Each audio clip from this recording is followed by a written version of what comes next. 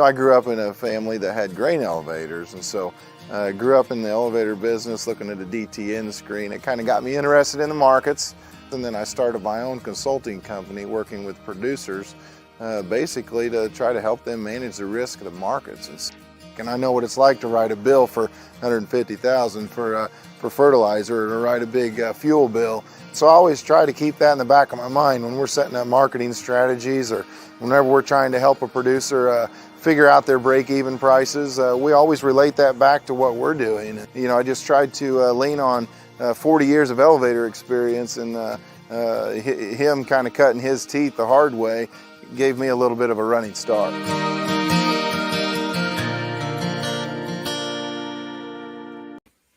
Good evening, everybody. You got myself here tonight. You got Matt Bennett. Matt, how are you doing tonight?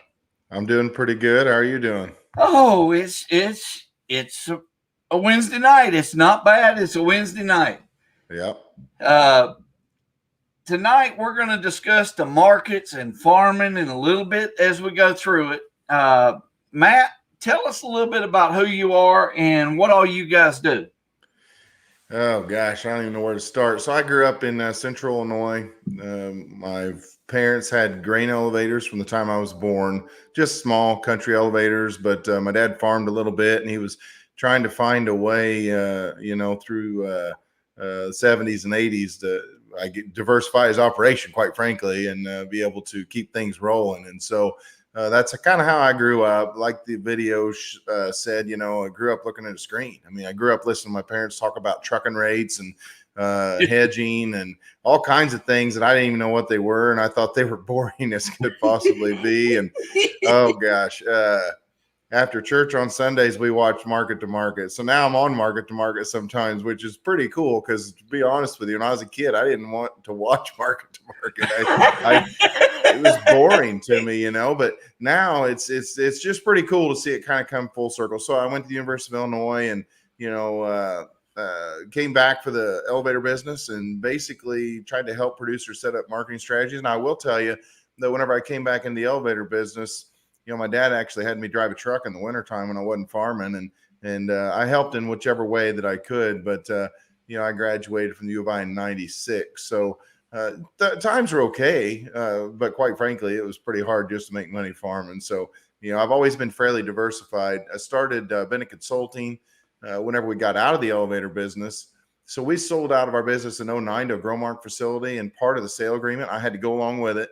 And so I had 5 years basically seeing it kind of from the commercial side, which was a good experience for sure. And then started Bennett Consulting. And then, after a few years, I had some guys in the industry that approached me and said, "Hey, you want to join forces and put something together kind of cool and, essentially have our own brokerage house." And so we put together agmarket.net, and, there's 4 of us in the system and that are owners, but then we keep adding people. Okay. So we've got several people. We've got 2 offices in Iowa, and, we've got 2 offices in Illinois, 1 in Tennessee. And so we continue to expand, but basically it's just a producer focused business. Our sister companies, John Stewart and Associates, who deals predominantly with end users and commercial businesses. So, we've got the what I call retail side or farmer side, and they've got the commercial side. So that's kind of the rundown on business.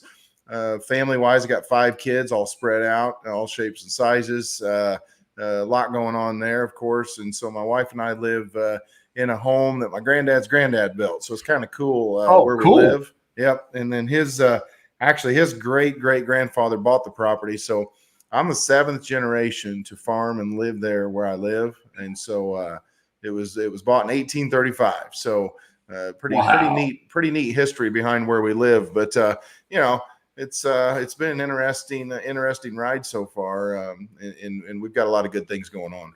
Well, and that's the one thing a lot of people, a lot of times when people talk about marketing grain, the one biggest thing that people hate is somebody that doesn't know what they're doing. In your case, not only are you farming, but you have the elevator side of it, and know both ends of it.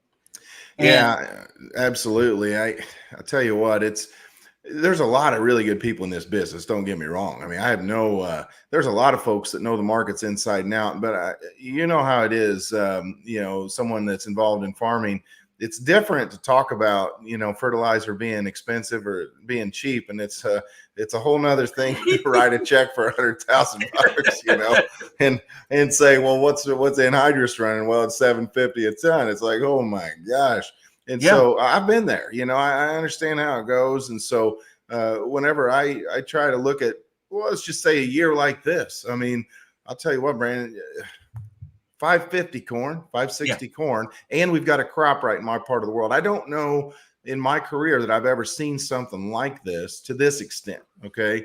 And so, we've been trying to talk to producers about it. What's the functionality, part of my career that I didn't go into, I developed an app, and the app, there's a few hundred people that use it, but it's nothing widespread. But the app focuses heavily on, what are your break evens, and so we put them in there, so people have to look at them, because you know how it is. If you open your phone and you're like every other farmer, you're usually checking weather and you're checking markets. Those are the two things you want to check. And so, we've got markets right there on the app. And so what people do is, or the way that we set it up, is that you figure out what your break evens are and your profitability, profit margins, and then it adjusts as the market goes throughout the day. Now your break evens don't adjust, because your break even stays the same. Until you change your yield, for instance. But I'll tell you what, your profitability changes whenever the market's up 20 or 30 cents, like it could be tomorrow. I don't know. Well, I have,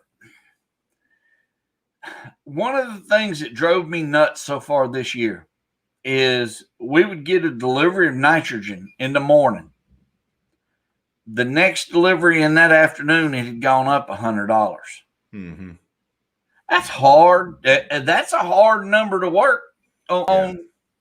This year I think was one of the most unique. I've never seen inputs go up as fast as they did this year. Absolutely. It's been incredible to watch. So last fall was the cheapest we'd seen dry fertilizer in years. Okay. And that kind of goes back to the whole farming part of it.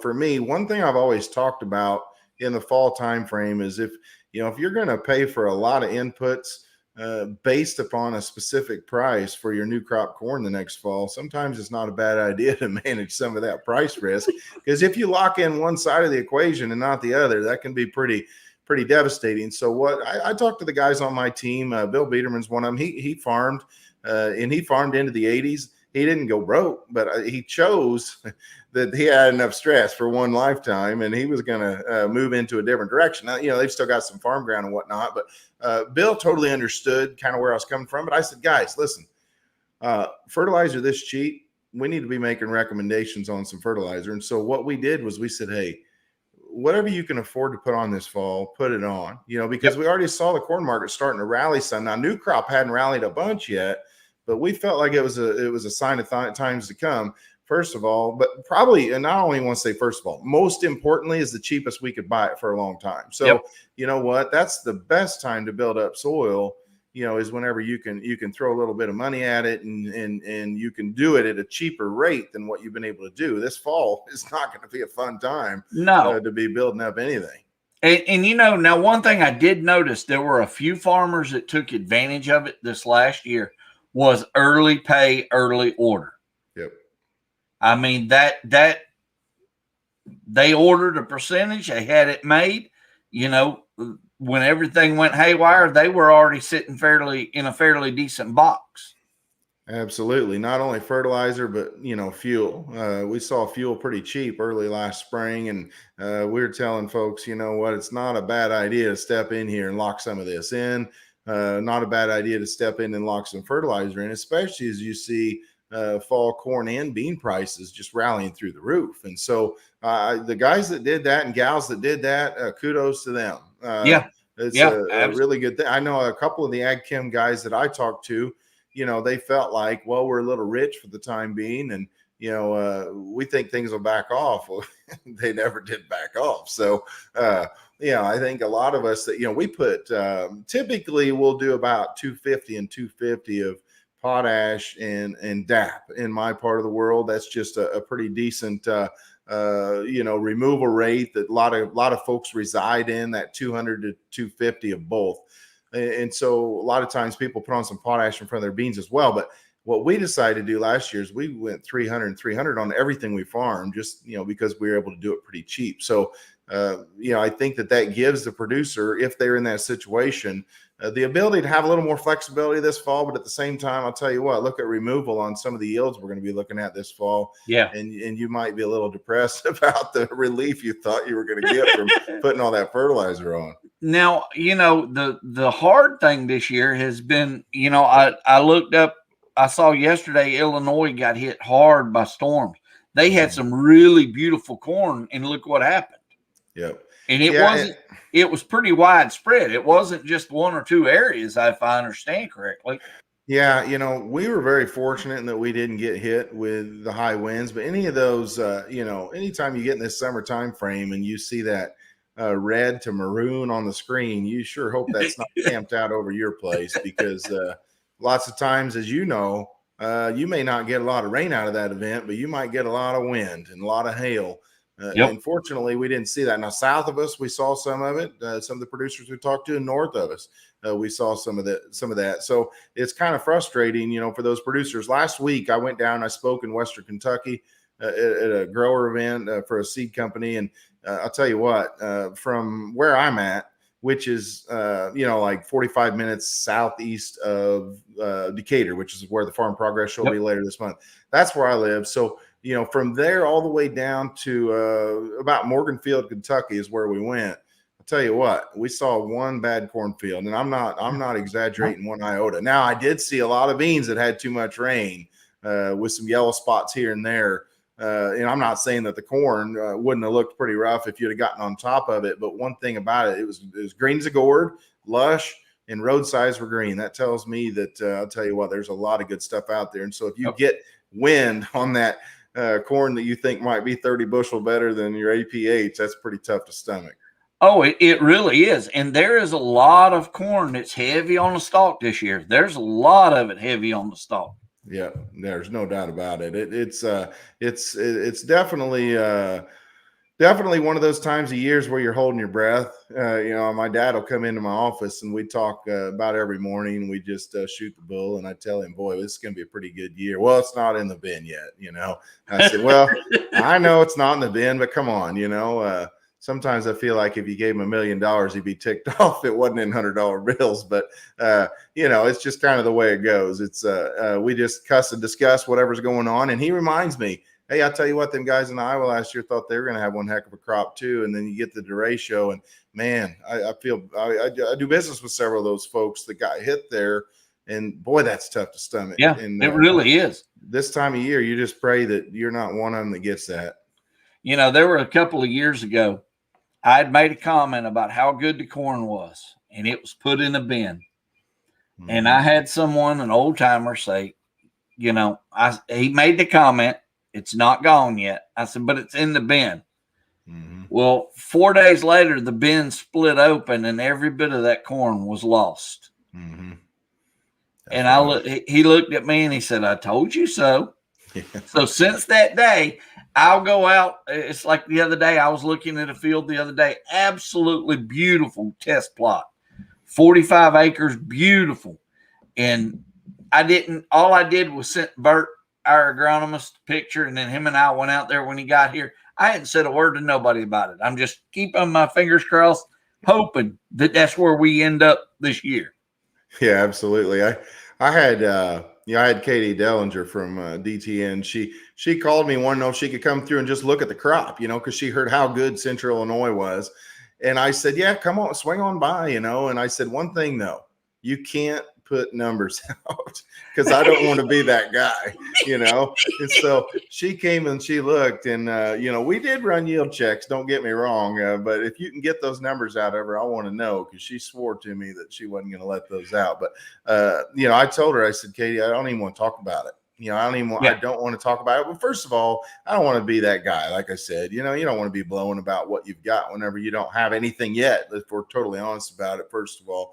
Second of all, I'll tell you what, like you just said, it can all be gone in a heartbeat. And and you've got to respect Mother Nature, because she can throw you a curveball every once in a while. That's not much fun to digest. She can throw a curveball with some extra heat to it, and bite you in a hurry.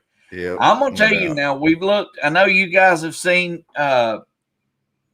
I know you guys have seen a lot of the corn reports and a lot of the bean reports. We're looking, one of the things that's got us right now is cotton.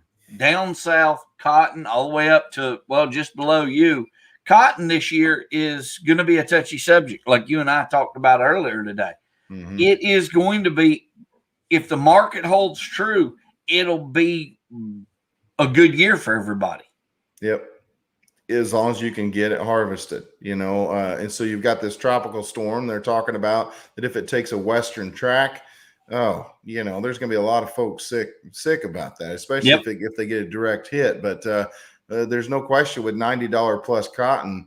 I've been down in the Panhandle of Texas a couple of times and talked to growers about what they call 4 and 5 bale cotton, and I'll tell you what, at $90, I know what kind of money they could be making. And, oh man, I wish I could get in on some of that myself, but I'm not going to complain, because if I get some of the yields I think on corn, at 550, I'm not going to be, I won't be hurting too bad. Let's put it that way. But $90 cotton, you got to think about it's futures market. And so, what's a grower going to look at doing, this next year whenever you've got $90 cotton out for several contracts? And I think that there's no doubt that a producer is going to be looking at that very closely and saying, hey, this is going to be a very viable thing in my operation. I know that there was a little bit of cotton that went to the wayside this year. It's part of the reason why cotton's higher. We lost 500,000 acres, because corn and beans just skyrocketed. But I'll tell you what, whether you're talking cotton, wheat, I don't care what it is. I'll tell you what, it is. There's a lot of good things going on to where the 100 million acre corn talk, it might be a little tougher to come by, whenever I agree. You talk about the area just south of me on down. So your double crop soybean guys and gals that plant behind wheat, tell you what, they've been making a lot of money the last several years, especially with soybean varieties that do really well in a double crop situation. So those double croppers, boy, they don't want to get away from that rotation. And obviously wheat, you look at spring wheat, it's $9. You look at Kansas City wheat and Chicago wheat's over $7.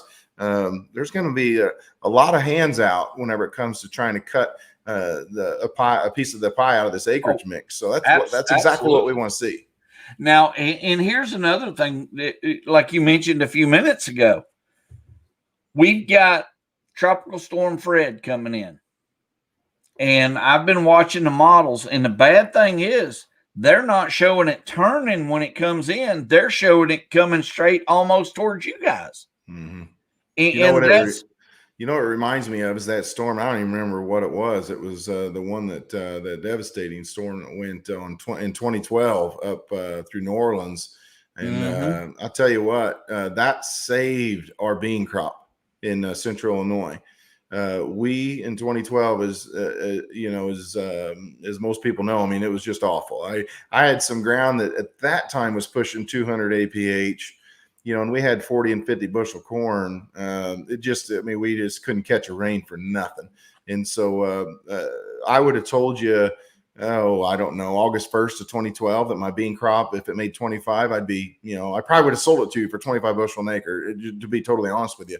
And then you get 5 inches of rain over a 4-day period, a nice light rain, and it's humid outside. It was a tropical storm that came through our part of the world, and it saved our bean crop. And they were respectable, if you will. But I sure hope that storm that comes up through, doesn't just dump an inordinate amount of rainfall on folks. I mean, typically when you get that far inland, you don't worry about the wind near as much. No, you worry about the rain. 5 or 6 or 7 inch rain, something you don't really want to see on the kind of yield and crops that we're looking at currently. Rain and tornadoes, the two worst.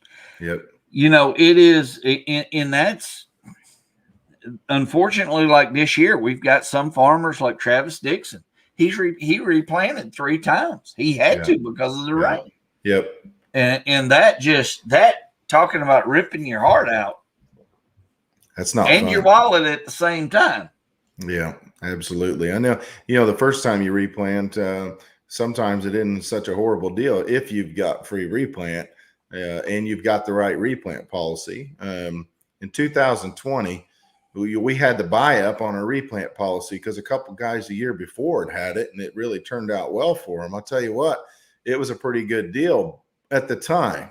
But would I rather have April 10th planted corn in Central Illinois or May 25th? And 9 times out of 10, I'd take the April corn. So even if you did get a good deal out of the replant, you didn't necessarily come out better. And so it's pretty frustrating then to have to turn around and do it the third time. We've done that before, and it's no fun at all. I mean, 2015 for us was just a absolute what show. It was not fun in any stretch of the imagination because we were wet, and then we stayed wet. We had wet holes everywhere, and what corn we did have wasn't worth a what. It was just awful, just awful. And so I know what it's like, and I sure feel for him because that triple replant stuff, that's just not fun at all. It's a total nightmare. It is. It absolutely is enough that when you replant and get rained out 2 days after you replant, it really hits you hard. Absolutely. And that's unfortunately this year there was a lot that had to do that. Mm-hmm. There were several down south in the Delta that lost everything. They never even were able to plant. Yep. But so now you have your dad and your son with you, correct? Yeah. So my dad, he's 74, and he's there every day that we're farming in the fall time frame. And he's in great shape. Okay. But in the fall time frame, typically when mom says that supper's about ready, we usually tell him, why don't you go ahead and go eat your supper, because it's getting pretty close to the elevator closing anyway. And we don't work super late. There's a couple of bin sites that we will, but I got to have the right folks working with me, and I don't want to take chances or risks, and so that's the only thing. I mean, he's there first thing in the morning. I can assure you of that. But one thing that he does think about during fall is when can he go south? He'll talk to his buddies that have already went south for the winter. And I'll tell you what, Brandon, he swore, I am never going to be one of these guys that goes south for the winter. Them guys, they've got it so easy, And then, I don't know, 2 years after he sold the business, he said, well, mom and I is going to go south for just 2 weeks. We're going to go down there and see what it's like. And well, then we called him. We said, when you guys coming? Well, we decided we might stay a couple more weeks, Now he's down there 4 or 5 months at a time. I mean, he thinks it's the best thing ever. And boy, he does not like it when you bring it up, what his attitude was about it years ago. But I don't know. It's great. And then my son, he's 21. He just turned 21 last week. So he's going to go to K-State this fall as a junior. He's got 2 more years. I'll tell you what, it's going to be hard as heck on us to not have him here. He just, I'll tell you what, he does a lot of work. First of all, second of all, he can do anything, and he knows the technology very well. And so if I want to have him plant or run the combine, I don't want any of my maps getting screwed up. I know darn good and well he won't. So it's going to be tough to not have him, but pretty excited for him to get away from home to go to school. Yeah. And to get some life experiences where, he can't get a hold of mom or dad just at the drop of a hat, and he's got to figure some stuff out on his own. So we're real excited for him, but I'm going to have to work a lot harder whenever he leaves. It's funny because mine doesn't hesitate when we're out on the farm. Mine doesn't hesitate to say, Dad, get out of the way. Yep. I got this. Go. You're in my way. Let me do this. Mm-hmm. And I've gotten to the point now where I'm like, okay, I'll sit in my truck. Call me later. Yep, absolutely. I'm the same way. That's the thing. It's been nice to be able to farm with my dad all these years, and especially now whenever the 3 of us get to farm together. And then we do. And Toby's 9, and so I've got a younger son, and he wants to be right in the thick of everything. So it's always a good reminder. I always tell everyone involved with the operation, if the kids, are coming to the farm, hey, they're going to be here. So let's everybody keep an eye out and make sure you check everything 3 times. And the kids know not to run up to a combine or a tractor or a truck if the person can't see them. But, we've had so many farm accidents over the years, as and that's something that, we try to avoid at all costs. But it sure is fun to have them out there. Oh, it's a blast. It's a blast. mine, it was funny because years ago he would ride the combine, and when we'd hit morning glories, the old man was in the combine. We'd get the morning glories. He'd hop down, dig out the header, climb back up. It didn't bother him one bit at all. He was happy as he could be. Yep. Boy, those morning glories. That was a pain in the butt, wasn't it? Ooh. We had one field. We had one Mm-hmm. field that was so bad. It was probably 80 acres of morning glory. Yeah. And it took to go 300 feet took 10 minutes. And it was like, oh, come on. Yeah, I know. It's cheaper to get an airplane, just fly Gurmox on them. Oh man. So frustrating. Whenever we got Roundup Ready soybeans, that was one of the things that just changed everything. Yeah, it did. It's amazing how little things in life make life so happy. It just changed everything, which was just a phenomenal thing for us too. That and down corn. When you talk about wind, I'll tell you what. I talked to some of those guys around Des Moines. That got hit by the derecho last year, and talked about some of their days. And they don't even want to talk about it. It makes them mad. Makes them mad to even think about it. So I feel for them because I've been there. Down corn stinks, but I tell you what, a couple 3,000 acres of down corn, that's another ball game. That'll make you want to drink in a hurry. Oh, picking one way all day. I mean, that's no fun. We were talking to one last year that was involved in it, and he could go one way. When he got to the end, he had to turn and come all the way back and go again. And it took him 6 times as long to get through his field. Mm-hmm. And absolutely. But he still had a decent yield. It surprised me. He had a very good yield, actually. Yeah, if you can get it. I mean, that's the thing. If you can get it. What he was going to have. Yeah, but I would have been. I don't have the patience to sit there and drive a mile back across the field to come back down again. That's what your boy's for. If he wants to do it, you let him run it that day. Let him say, "All right, here." If it's standing, then you get to run it. We were looking at video of. We found some video the other day of us changing a bearing on a header. Mm-hmm. And you don't realize how dysfunctional your family is until you all get out there at night trying to change a bearing in a race. Yeah. And what about working cattle? my kids, they laugh so much about stuff that gets thrown and things. I will say I don't say any bad words around the kids for the most part. I trained myself whenever my first was born, that I'm going to use the right type of language, yada, yada, yada. Well, when we're working cattle, sometimes there's some things that are said that I say, well, don't say anything to mom about that, please, because it's just, boy, it's frustrating. It's funny today when we left the doctor's office, we stopped for lunch and we were talking about that. You ever notice you always have that one cow in the herd, that one animal. I know. That it does not matter. It does not matter what you do. Yep. That one animal is either going to be inside of the ring, toting it around on its head. Yep. Or he had one, and that's what we were talking about today. He says, it didn't matter what I did if I was on the front of the field and I was in the front pasture. He was always moving from one pasture to the next. Yeah. Absolutely. He said, Dad, what do? You just go get him and bring him back. Go get him and bring him back. Yep. And I laugh at him because he had a heifer. He had a heifer that would get out every day. Mm-hmm. And just come, Yep.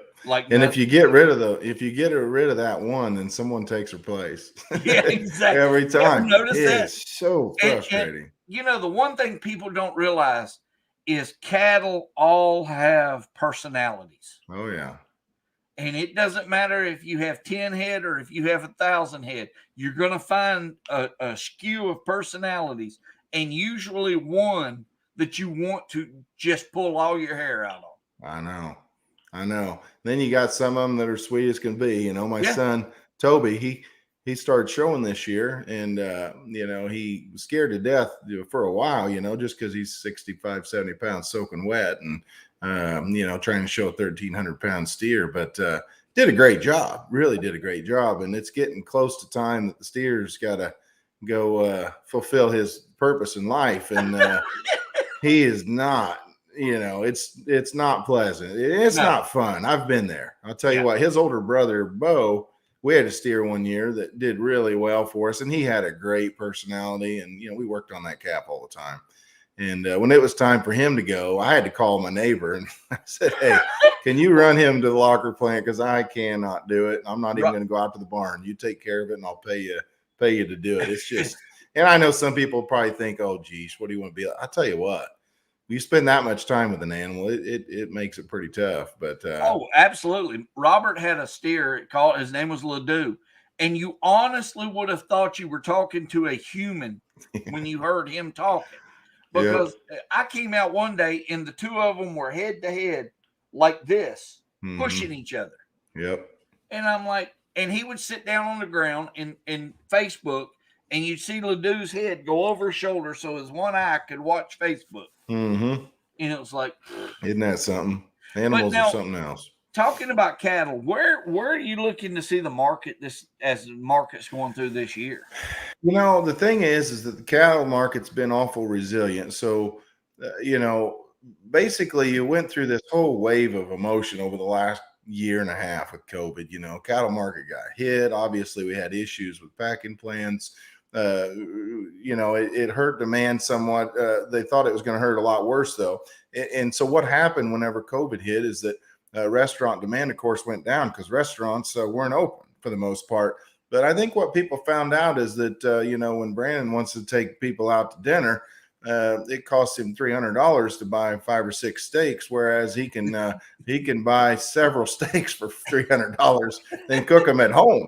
And he can have a heck of a lot more folks over. And so I'll tell you what, beef demand actually was pretty strong. And bottom line is that this year, with placements being down just a little bit, the numbers suggest to me that we probably going to see a fairly supported market. Now, I'd like to see all these world economies get running full bore. And if you can, I'll tell you what, then you can get, for instance, your South Korea, Japan, some of these markets that like to take some of the cuts that we don't necessarily want. I'll tell you what, you get them back to taking everything that we think they'll take if their economy is running full bore. And I think that this fat cattle market's going to be strong. The thing that is tough is for your guy that's feeding, right now, if he's trying to get a deal on feeders, he's not getting a deal. Cause I'll tell you can't find a market anywhere. I mean, our sale barn, I talk to the guys, what are feeders bringing? Well, 160, 165. I mean, over the market pretty much every week, and so if you're buying good feeders. So, the thing that I've been worried about going into the month of August is if we had a hot and dry August and the guys were buying $160 feeders and not do anything on the fats, it was scared me a little bit about what their feed costs were going to be. But we're going to know a lot more tomorrow with this USDA report. I don't think it's going to be the end all be all, but it'll give us a little bit more direction. But my thing is that if you're buying feeders, once again, and you're not locking in any of the back half or your feed costs, you got to be pretty cautious there because, as we all know, a black swan event can hit that none of us have ever expected, and it can change everything at the drop of a hat. Oh, absolutely. I mean, and that is something that, well, it's just like for you guys, the up around you guys are very heavy in the pork market also. Mm-hmm. And the pork exports right now are going through the roof. Yep. The Chinese have shown us that they love pork chops. I mean, quite frankly, they're big pork people, and so their demand has just been insatiable. There for several years in a row, whenever I was presenting, I would show a chart that showed how many of the world's pigs resided in China alone, and it was 57% at one time. So they had more pigs in China than what you did in the rest of the world. And I told people, you got to keep an eye on this because their demand and their appetite for pork is going to be something that's going to have a lasting effect on when they farmers, had period. That virus that hit their swine industry last year, it hit them hard. There's nothing they can do about that. Right. And that has unbelievably helped the U.S. market. Yeah, absolutely. So ASF definitely was a challenge. I think one thing that it did for everyone though is it helped them to kind of tighten up their phytosanitary standards and their protocols, and I think that it's going to give them an ability maybe to deal with this a little bit better next time around, or the next ASF, whatever it is, because we all know that whenever you've got, like, some of those buildings that they've built over there that house tens of thousands of pigs, I'll tell you, you get an outbreak, you better be able to segregate them in some way, because boy, that can be devastating. I saw a picture of a barn over there, and it absolutely floored me. 4 floors high. Yep. One layer, one right on top of the other. And you Yep. get something, if you get a virus or you get a bacteria in there, it's going to go, it's going to hit that whole barn. No Doesn't doubt matter about what it. you do. No doubt about it. But it's sad. Yeah. I was talking to a gentleman the other day that's from Ecuador, and their export market right now is crazy. Mm-hmm. They are shipping 60,000 live head a week to China. Yep. The thing is about this whole situation with China, whether we're talking pork or whether we're talking corn, beans, you name it, when they want to buy something, they're not going to go out and tell the world, hey, guess what, guys, we want to buy a bunch of pigs. I mean, they're not going to do it. They're going to say, you know what, we've got to the point where we're tired of pork. We're going to switch over to beef, and they're probably long the cattle market at the time. They watch the cattle market go up. They're probably short hogs. They probably, and watch the hog market go down. And then that's when they buy the hogs. And so anytime that the Chinese cancel a shipment of corn or soybeans, I tell people, just wait and see, because they're setting us up. And guess what? They've played us well. They've played us really well in the past. And this whole last year has been a welcome surprise, seeing how much stuff they've bought. But the interesting thing, if you were watching closely, like back in January and then in March, they had a couple of rounds of purchases. I'll tell you what, the days that those purchases were announced were not the days we rallied. It was 3 and 4 weeks previous to that. And the reason for that is there was a lot of people in this industry that knew darn good and well they were buying before the rest of us did, which is frustrating. And I think that transparency needs to be a lot better than that, because, you'd get a sales announcement, 2 million tons of corn to China, and the market be up 15 cents in the first 5 minutes. And then you look at the end of the day, you're down 5. Yeah. What the heck's going on here? Well, you know what? It was old news to a lot of people. Oh, yeah. And that's the thing. That is the one thing. There are certain people, and you can always tell, like you said, you can tell very shortly after you see those rallies, they're going to order a large amount of something. Yep. No doubt about it. And if it's not them, it's the EU, and the EU does the same thing. Yep. Just out of the blue, all of a sudden they'll order, No question about it. The Chinese, though, we all have to understand that, the way they do business probably frustrates a lot of people. But I'll tell you what, demand for agricultural products wouldn't be half what it is if it wasn't for 1.4 billion people in China. So we got to learn how to work together. We got to learn how to deal with them, and we got to learn how to play the same game they're playing, because they're playing it better than what we are. Now, one thing I've noticed the last year, and maybe you can shed a little light into it, Milo. Yep. We've been seeing a lot more Milo show up the last few years. Right. Does it look like the Milo end of it is actually going to grow some more than what it is?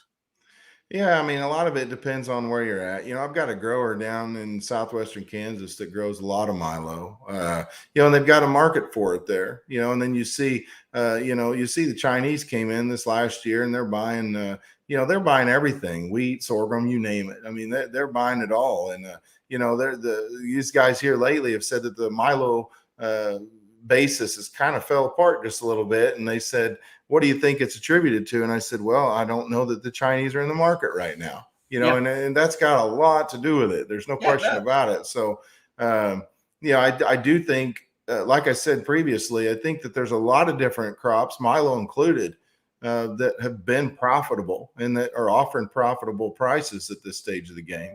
When I talk to people, like, for instance, in Southwest Kansas that, are getting $1 over Milo basis this last year, and dollar over corn basis at times. I'll tell you what, I can't even come close to that most of the time. And so, and we're in a high usage area, but, there's a lot of cattle in that part of the world. And you move south, there's a lot of cattle. When you get down, farther south, like into Hereford, Texas, and so on. Yep. So And you've I got tell a you lot of what, poultry. absolutely. There's a lot of livestock, there's a ton of livestock. I have seen several of the large poultry suppliers start mixing the Milo in with their corn because of being able to get the amount of material. Yep. No doubt about it. And a lot of, I'll tell you what, there's a lot of stuff that's been fed this last year just because of high prices, whether you're talking feed wheat. That's one thing to talk about for this next year, is that there isn't going to be as much cheap feed wheat available as what there was this year. Now, in the last several years, there's times we had a 50% stocks to use ratio in the U.S. and world whenever it came to wheat. We don't have that anymore. And a lot of that has to do with the fact that we were feeding cheap feed wheat, but you know what? $7 wheat's not cheap feed wheat. So no, it's not. We kind of got that going for us. And I mean, to be honest with you, and I don't want to get too far off the tracks here, but I'll tell you what, another $4.5 trillion that we're going to print. Everything might go up another dollar. Heck, I don't know. In all honesty, we don't know. We don't. It's a little scary to me. What's the tax situation going to look like when guys like you and I decide we want to pull some money out of our retirement? Boy, I don't know. I mean, my Roth IRA that I started whenever I was in college, that doesn't get taxed when it comes out, that looks pretty good at this stage of the game. But the last several years, I've gotten to the point where I can't hardly do a Roth anymore unless I do what's called the back end Roth or whatever. And we're trying to work on that. But I'll tell you what, you better pay close attention to what's going on, because the tax code, man, it's scary as can be. And that's one thing I'll tell you as well. I'm no expert on estate planning, but I'm an expert enough because I've got a dad that, we've talked about this a great deal. If some of this stuff gets passed that they're talking about right now, if you're lucky enough that it doesn't get passed into the next calendar year, and you didn't do some estate planning in 2021, you had every warning sign you could possibly get. And I tell you what, it could be devastating for some of our farms. So, stepped up basis. I mean, my dad's got a farm that he inherited from my grandmother, and her dad bought it in the Great Depression, and the basis on it's $150 an acre. Yep. What's that going to cost you if they decide that they're going to take an appraise it at, at his, hopefully he's with us another 20 years, but if they appraise it when he dies, whenever that is, and it's 10,000 an acre, they're going to want to do 43% on the difference between $150 and 10,000 an acre. Now you tell me, I don't have that kind of money sitting around. No. And that a lot of people are not thinking as we're going through things, and we have some really good, in fact, I'll have him on in a few weeks, Roger McEwen, who's an absolute great farm legal expert. Yep. But that's the one thing he keeps telling everybody. You've got to look at estate planning. You've got to look at what's fixing to happen. Yep. Because it's going to get to a point, and somebody's going to say, when the father dies or the parents die, and they learn that they're fixing to end up having to pay $27,000 per. It's stupid. Yeah. I wanted to see that I saw somewhere it was $27,000 per 100,000 appraisal. Yep. It all depends. There's a couple of different things that's going on. There's stepped up basis, and then there's a thing called transfer tax. And the transfer tax, they can get you while you're alive if you're trying to transfer some of your assets. And so, Paul Neffler wrote an article for Farm Journal here, I don't know, 2-3 weeks ago. I'll tell you what, I read the article and I wanted to call Paul up and say, "Dadgum, you ruined my week." I mean, it was depressing, but that he's trying to do us all a favor. Say, guys, pay attention here. Look and see what the possibilities are. We're not saying it's going to get passed, but if it does, you better have your ducks in a row, because some of us that any of us in production agriculture, whether we're first generation or 10th generation, we put a lot of risk out there every year, and it's to build something. It's to build something for our family, to build something for our kids. And I tell you what, to have the potential for whether it's farm or a small business, for the government to come in and say, "Hey, we don't care whether you've been paying taxes the last 150 years or not, but you're going to pay us big time now. It's payday for us." I think that's a bunch of, Well, you know here's the what? thing that a lot of people don't think about when it gets to farming. Farming is a business. Farming is a very big business. Yep. And you must be prepared for everything that you do. If you're not, it's going to bite you. Yep. And No if you're question. not prepared one way or the other, you've had it. I mean, really, what are Yep. you going to do? Absolutely. You got to be ready. Got to be ready for anything. And that's, the thing is my dad said whenever he, was getting into the business, he graduated high school in 64. He went to Vietnam. And when he got back, he wanted to go to school a little bit, but he also wanted to farm. He got started farming. He says, strong back and not that strong of a mind. You can make it work. He sells himself short sometimes, but he says, nowadays you got to be good at marketing, at tax planning. You got to be good at a lot of different things. Not to mention, most of us need a diversified operation or some off-farm income or some insurance getting paid by someone on the health side, because it's just kind of been tough sailing here these last several years. Now, 2020, of course, I think our income levels definitely hopped up just a little bit, and then 21 probably going to be the best year we've had since 2013. Yep. Maybe even better than 2013. But regardless, we got to handle it correctly, because if we don't, we're gonna miss out on the fruits of our labor. Oh, absolutely. Now, I saw a post, and it was all I could do to not be hard against this person. Right. And this was a young farmer. His dad, he took over and is farming his own. And there was an article posted on sulfur deficiency, I believe, in cotton. Yep. Well, the thing there, and he made a comment, well, why would anybody buy snake oil to worry about it? We've never done that before. Well, Right. you can't have that mentality anymore. You have to look for what's going to maximize your yield. Or if you're like, well, okay, for a 1,000 years, my dad and granddad and great granddad, they've done this. Well, those days are gone. Yep. Why are you doing it that way? Because that's the way we've always done it. And that can be the death of your operation for sure. We always one thing I do whenever I go out and speak, I do a lot of speaking across the country, pre-COVID anyway. I'm starting to do a little bit more again in here, but I always just ask people, what do you guys do for different things? Whenever I was looking to buy a new planter, I asked guys and gals, hey, what is it that you run? And that's how I decided what I was going to end up running, is the one that I felt like was going to cause me the least amount of issues and worries down the road is what I was going to go with. And so, it's like that with anything, whether in fertilizer, fungicide. I saw a guy post a video the other day about a double app on corn for fungicide, given the fact that corn is at the price level that it's at. And I didn't just dismiss it. I watched it and I said, you know what? He makes a compelling argument. I'm going to try 80 acres, just see how it works out. And I'll tell you what, if that 80 acres is 10 bushel better, it's something you're going to have to watch. Now, if next summer or 2 summers from now, it's $3 corn, you may not hardly be able to pay for that application at that point, but with $5.50 corn, you can. Well, it was like we were 2 weeks ago, my son and I had gone to lunch at a local, lunch hangout where everybody goes. And I just had to sit and laugh and watch. There was a young salesman there. Yep. You could tell he had not been out of college very long and did not have a lot of farm experience. And the farmer was eating him alive at lunch. Right.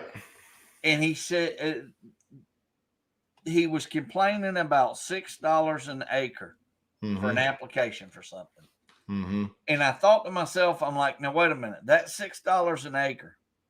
If you gain on peanuts, if you gain an additional ton or a half a ton or a quarter of a ton, Right. you're $200 ahead of the game. Yep. And people are, slowly but surely, more and more people are throwing a little bit of science to it and Yep. experiment. Yep. And Absolutely. some experiments go quite well, and then some of them, well, they just kind of Yeah. I've had a few that didn't go so good in the past, but how are you ever going to learn anything if you don't try, But you don't ever admit to anybody that it was a pain. You just Oh no, that's part of the problem. That's part of the problem with a lot of different things is everybody wants to be right. Oh gosh, makes you not even want to get on social media some days, but and, we won't go too there's far down that always rabbit hole. there's always that one smart aleck that's going to Yeah. have a comment to say. Yeah. Always. It's too bad there's only one though. Because I know there's more than one most of the time. It'd be nice if there was just one, but oh man. People don't realize, the normal people day in and day out don't realize what it takes to farm. They don't. They think it is just a piece of cake. It's fun. Yeah. We go to the beach most of the time. The cows take care of themselves. They don't have to have anybody to fix fence. They don't get out and go 5 miles down the road and eat somebody's cotton or soybeans. Right. And which that's a bad thing. We had that happen last year. One thing I get a chance to go talk to a couple of the places that I've Lakeland College, and then I've been to University of Illinois and taught class a couple of times at those places. Lakeland almost every semester, but I always tell the kids. I ask them, how many of you guys and gals are going to go back to the farm? And of course, a lot of them want to go back to the farm. And I'll ask them, well, who's going to pay you when you go back to the farm? And a very common response that I get is the farm. Farm's going to pay me. I'm like, oh, that's convenient. The farm's going to pay you. So I'll say, well, who's the farm? Most of the time when we get down to brass tacks, well, the farm's mom and dad. And I said, so mom and dad's going to take a pay cut so you can come home and farm is what you're telling me. Well, no, that's not what I'm telling you.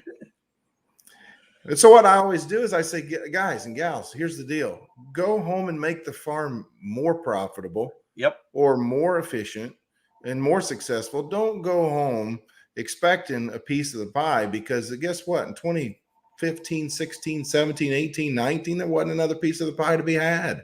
And so, right now things are good. Yeah, I mean, now things are good. No doubt about it. But I'll tell you what, if some of our young folks like my son knows that he needs to come home to the farm with ideas and with some ways to make us more efficient, he's probably going to have some sort of a job. Whether he joins my business or not, I don't know. But he's going to have to do something unless he wants to work on the per hour deal. And I'm pretty sure that, he's got higher aspirations, given what his education level is going to be. And he wants to try to build up something to be able to farm. You and I both know we can't buy a piece of ground, on a $15 an hour salary. So no, and not at the rate that farmland is being sold. No, absolutely not. Now I'll tell you, there's another thing. Is that this fall? I'll tell you what. If I was a landowner that had been nervous over the last 5 years, I'm going to be selling ground this fall, and so maybe the only thing that's going to save some of us that are wanting to buy that piece of ground that's going to come up is I think there'll be several tracts that are going to come for sale. Because if I was a farmland owner, what better time to sell than whenever you and I've got money in our pocket, right? Yep, and so exactly. You're not going to get a deal on farmland if it's in an auction this fall. I got news for you. It's going to be a hot market. Even equipment. Nope. I'm seeing equipment prices that are just through the roof this year. Absolutely. And things that 2 years ago you could have bought at an auction for $12,000 or $35,000 this year. I know.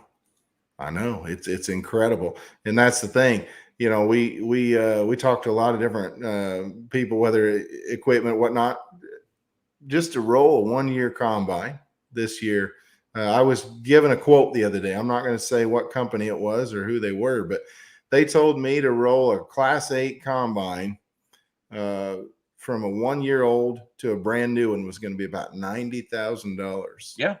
Is where they're going to start at, and that's about where they're going to need to be. I remember the days when we rolled an old 9,500 for 10 grand, you know, and I thought, man, we're in good shape here. And then $90,000. I mean, Yep. go try to buy a new pickup truck. I mean, Look at tractors. Tractors are the same way. I know. Sprayers. I mean, it would be nice. I mean, like the old days, the sprayer was $70,000. Well, now you can't even touch a sprayer for 200. I know. I know guys that are driving pickups that are more expensive than the first 40 I bought. And I'm not very old. I'm not very old. I mean, that's incredible. That is incredible. Yeah, it absolutely is. I saw one of the auctions the other day, a 4440. Yeah. $65,000. Yep. I know they didn't give that for it. The tractor sold brand new for $31,000. Yeah. Yeah. That's incredible. But they're non-electronic. They run forever. You can work on them. Yeah, you can work on them. Or you can, in the case of several that we know, you can tear them apart, rebuild them multiple times. I mean, the technology of some of this stuff's fantastic. Like with a lot of the combines guys are running, they can call the tech and the tech can make changes on the fly while they're operating, you know, and we've got a fairly nice combine. My dad always said that if you're going to put money into equipment, make it your planter and your combine. And so we've tried to follow that, but you know, at the same time, whenever those things break down, they're not much fun. And they're not cheap.